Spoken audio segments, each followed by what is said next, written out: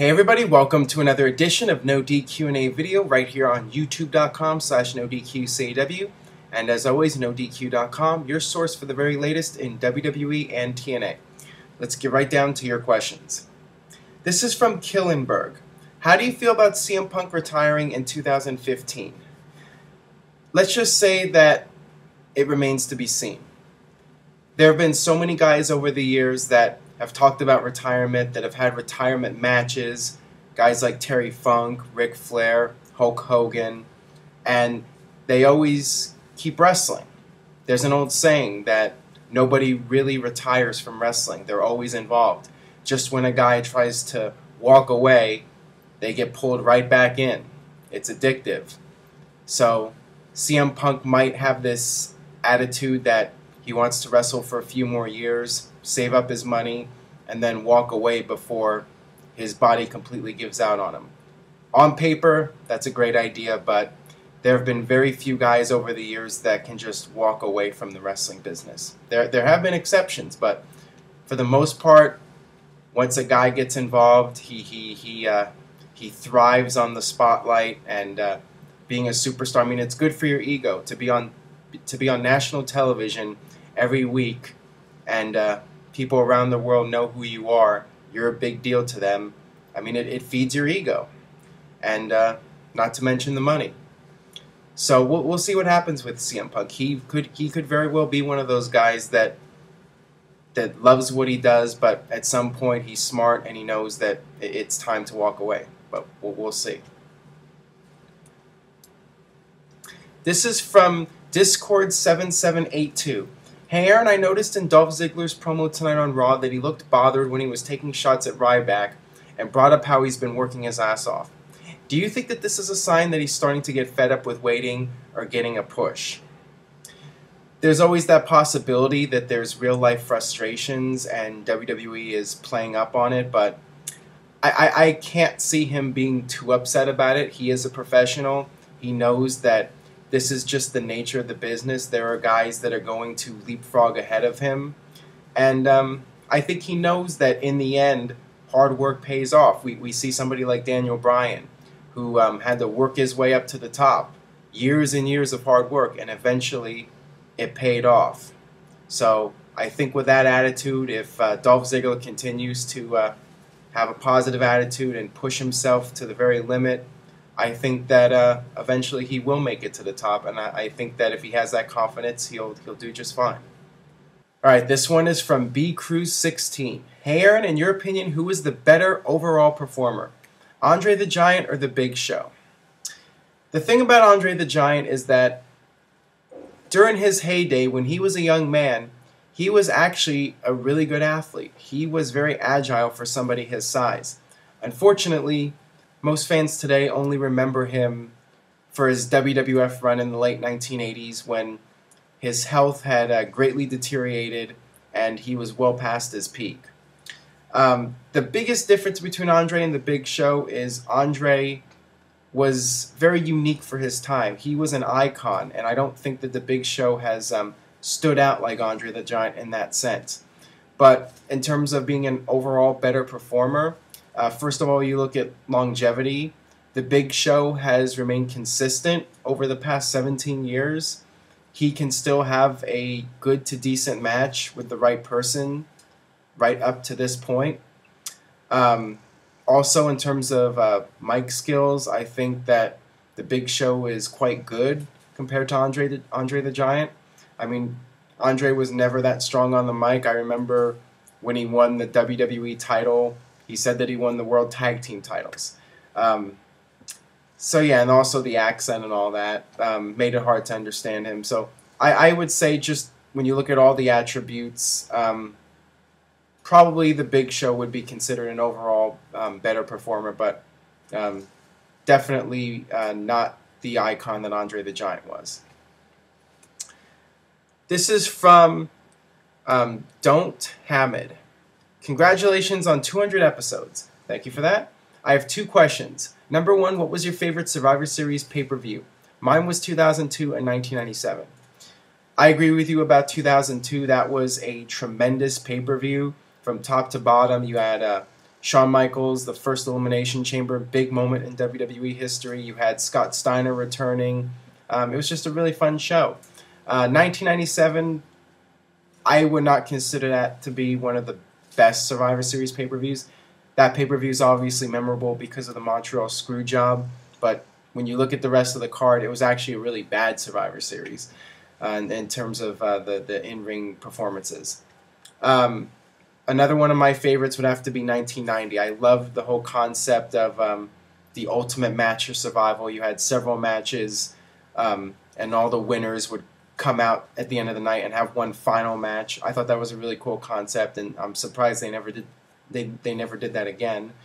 And also you had the debut of The Undertaker, so that was a really interesting Survivor Series. Second question here is, have you been to a pay-per-view during the golden era, 1980s through 1995, 1996? Unfortunately, no. I did go to a lot of live events when I was a kid, going back to 1987 through the early 90s at the LA Sports Arena. My parents would always take me to those shows. Did not go to WrestleMania 7. Not sure why. Maybe my parents couldn't afford it. Don't know why. But yeah, I wish I could have gone to WrestleMania 7. The closest I came was a few months later. I was at a live event. It was Hulk Hogan versus Sergeant Slaughter in a boot camp match, and I was like the 10th row. So I mean, that was pretty cool as a kid growing up, being able to see that. How good of a businessman do you think Vince McMahon really is? A lot of people question how good of a businessman Vince McMahon is. A lot of people feel that Vince has become successful over the years by using other people's ideas. Perfect example, Paul Heyman.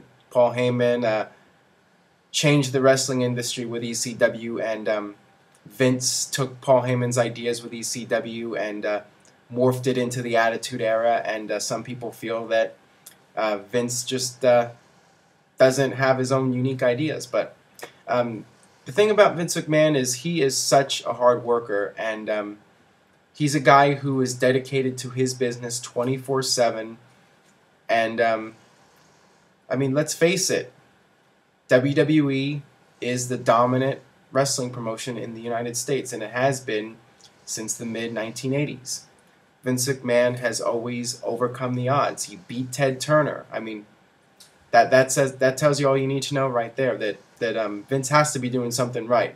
I mean, it just can't be luck the entire way through. I think that if it just Vince McMahon's determination, and I do think he has a really good business sense, and I think that the people around him have good business sense, because I've talked about this before. Even when WWE business is down, like it is right now, they're still able to remain profitable.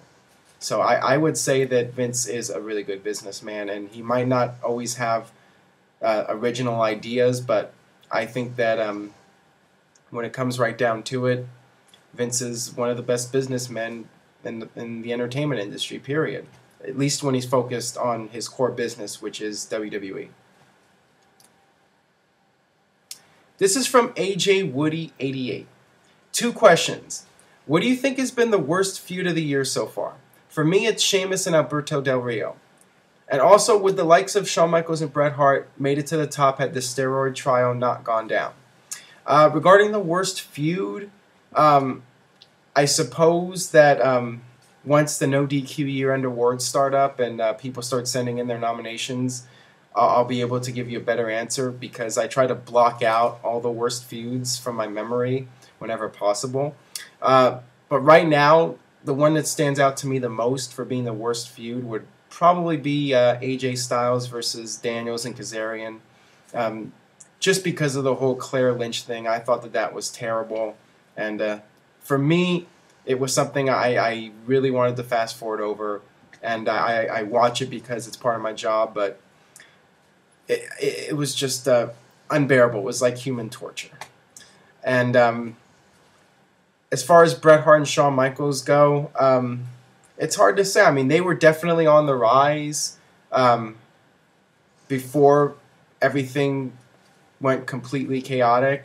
But yeah, I definitely think the steroid issue played a big role in Shawn Michaels and Bret Hart getting pushed because they were a lot smaller than guys like Hulk Hogan, and Vince knew he could rely on them because they were great in-ring performers, and that they were not these big jacked up guys. You know, they're like, you know, guys like Hulk Hogan are these big neon signs when there's a steroid trial going on, and you see a guy like Hulk Hogan, it just sets off all kinds of alarms. And with Bret Hart and Shawn Michaels, you don't really notice that as much. So yeah, it definitely helped them for sure. Hey Aaron, love the show, keep it up. Thanks for that. My question is, do you think DLo Brown could have had a good run when he returned to WWE back in 2008? From Michael in Wyoming. Unfortunately for DLo Brown, it was too little too late. When he came back in 2008, pretty much he was all but forgotten about, and most fans of the 2008 WWE product had no idea who he even was. When he came out, he barely got any kind of reaction. The thing about DLo Brown is that he definitely had a lot of skill and ability and potential. But I think that incident in 1999, he had the match with Droz, where Droz got seriously injured and he was paralyzed. From that point on, DLo Brown never really regained the momentum that he had prior to that match. I think that match really damaged his career. And yeah, by the time he came back in 2008, it just he was getting up there, and you know, age-wise, and it's just hard to try to reestablish a character after he's been gone for so long. And that was the case with DLo Brown.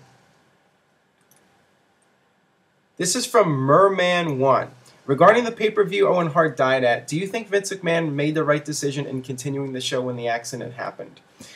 Looking back on it, one can easily say that he should have just canceled the show and stopped it, but you have to look at it from the perspective that Vince McMahon had to make a split-second decision, and he's an old-school guy. The old-school thought process that the show must go on. So that was his attitude, and it's going to be controversial for the end of time, until the end of time. But I think when you're in his shoes and you have to make a decision right there on the spot, your judgment can definitely be clouded, and you can't really blame him for making the decision to keep the show going. What are your thoughts on Howard Finkel? I think his impact may not be as missed as, say, JR, but it is somewhat similar. Oh, I always loved Howard Finkel's announcing. I thought he was tremendous, and, you know, I grew up with him, and it's easy to say that you think the best announcer is the guy you grew up with. But I have to say that Justin Roberts is doing a really good job right now as the head announcer.